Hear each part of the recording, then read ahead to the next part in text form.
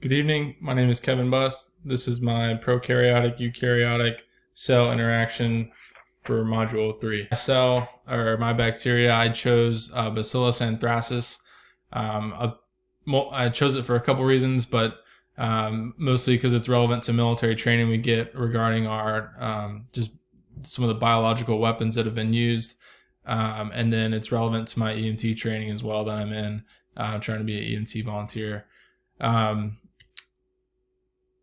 Up top there, you'll see I just kind of drew the whole nomenclature of the cell just to illustrate the differences between the spore and the actual cell. I thought that was kind of a confusing point for me, is just to understand the different phases of how it infects the host. But once I got that, it was kind of easy to understand. So from there, it'll sporulate, and then it can survive in harsh conditions. And that's one of the reasons it was chosen to be such an effective bioterrorism weapon back in 2001, because it could survive in the mail and being transported to its targets. And then there's several methods in which it infects its host. I just focused on the inhalation method here. So 2 different plasmids code for some of the key characteristics that makes it such an effective bacteria: plasmid PXO2 and plasmid PXO1.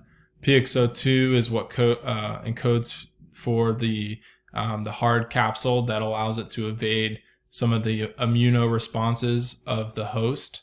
And then plasmid XO1 is PXO1 is responsible for the exotoxins that essentially is the offensive mechanism of the bacteria here. So on the right there, you'll see just a general phagocytosis from a macrophage.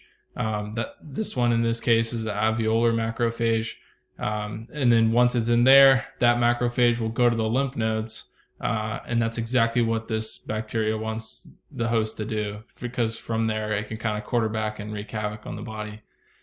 Once it's in the macrophage, it'll germinate, and then continue to germinate until that thing pops, and those bacteria cells are able to go to other systems of the body, starting with the immune system.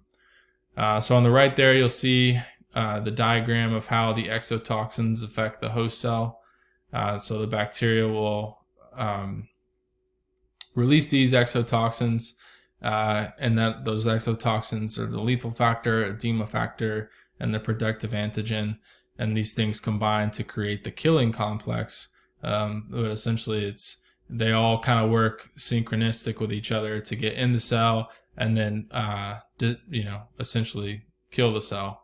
So you'll have the protective antigen. It'll bind to the receptors of the host cell, and that's either going to be the TEM8 or the CMG2. And then once the protective antigen's bounded, you'll have the edema factor that piles on that, and then the lethal factor will join as well.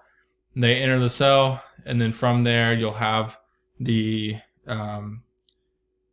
edema factor, which will make interleukin-4, and that essentially shuts down the host cell immune system, which eliminates the ability for the cell to defend itself. And then you'll have the lethal factor, which triggers production of tumor necrosis factor alpha and interleukin-1, which ultimately kills the cell.